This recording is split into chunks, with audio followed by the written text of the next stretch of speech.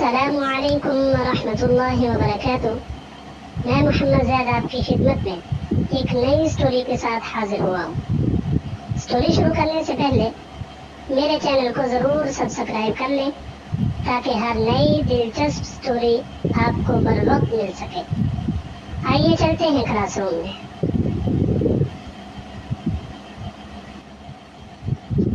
دوستو، آج کی ہماری کہانی کا عنوان ہے حق کی آواز۔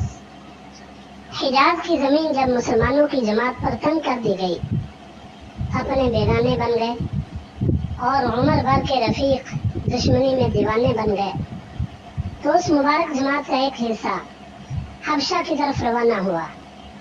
اپنے وطن کی مٹی سے انسان کا پیار فطری ہوتا ہے کہ اس سے بچپن کی یادیں وابستہ ہوتی ہیں۔ اسے چھوڑ کر کہیں اور جا کر رہنا کسی خاص جذبہ سے ہوتا ہے۔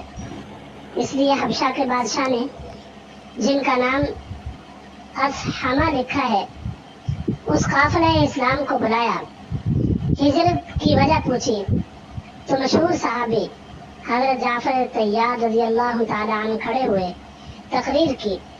حضرت جعفر رضی اللہ تعالیٰ عنہ نے اس تقریر میں جاہلیت کا نقشہ اور اسلام کی تصویر اس خوبی سے بیان کی کہ یہ تقریر جامعیت بیان کا ایک حسین شاہکارہ، ادب عربی کا خوبصورت گلدستہ اور تاریخ اسلام کی ایک قیمتی دستاویز بن گئی ہے۔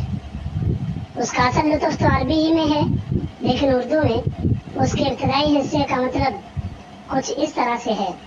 حضرت جعفر رضی اللہ تعالیٰ عنہ نے فرمایا، اے بادشاہ، ہم جاہل تھے، بتوں کی عبادت کیا کرتے تھے، مردار کھاتے تھے، بے حیائی کا شکار تھے، رشتوں کو توڑتے تھے، پڑوسیوں کے ساتھ بدسلوکی کرتے تھے، کبھی ضعیف کو کھا جاتا تھا۔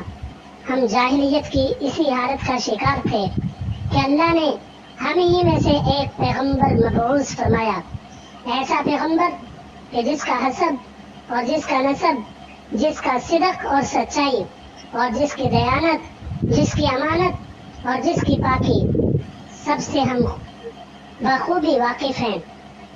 اس نے ہمیں توحید اور عبادت الہی کی دعوت دی۔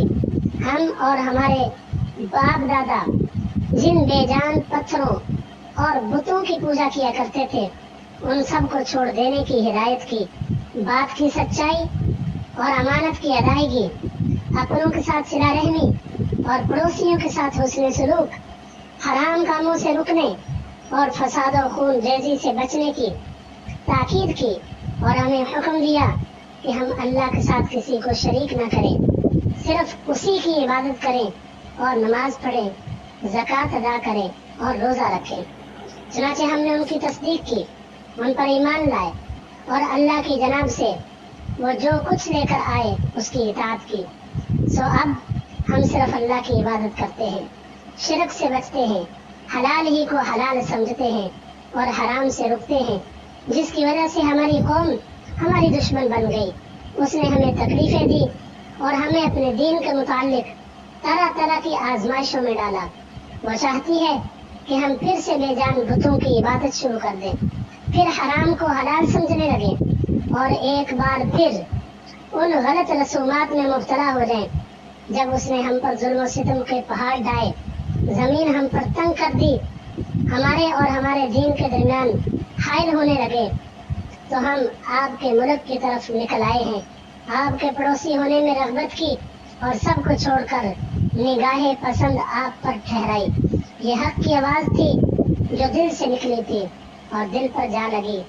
نجاشی کی آنکھیں آنسوؤں سے بھر گئی تھی، اس کی شاہانہ نظریں اسلام کی روشنی دیکھ چکی تھی، اس کا دل اسلام کی حقانیت کا گواہ بن چکا تھا، اور اس کی زبان اشہد ان لا الہ الا اللہ واشہد ان محمدا عبدہ ورسولہ کہہ کر اپنے لیے ہمیشہ کی کامیابی کا اعلان کر چکی تھی۔ پیارے بچوں، اس واقعے سے معلوم ہوا کہ دین اسلام ہی وہ دین ہے جو انسانوں کو صرف ایک ذات کی بندگی اور عبادت سکھاتا ہے، تو پھر اس دین کے ماننے والوں کی باتوں میں اثر کیوں نہ ہو؟ آج بھی یہ اثر پیدا ہو سکتا ہے لیکن اس کے لیے ہمیں سچا اور پکا مسلمان بننا ہوگا۔ دوستو، آج کی ویڈیو اچھی لگی ہو تو ویڈیو کو لائک اور شیئر ضرور کریں۔ ملتے ہیں ایک نئی سٹوری کے ساتھ۔ اپنا بہت زیادہ خیال رکھیے گا۔ اللہ حافظ۔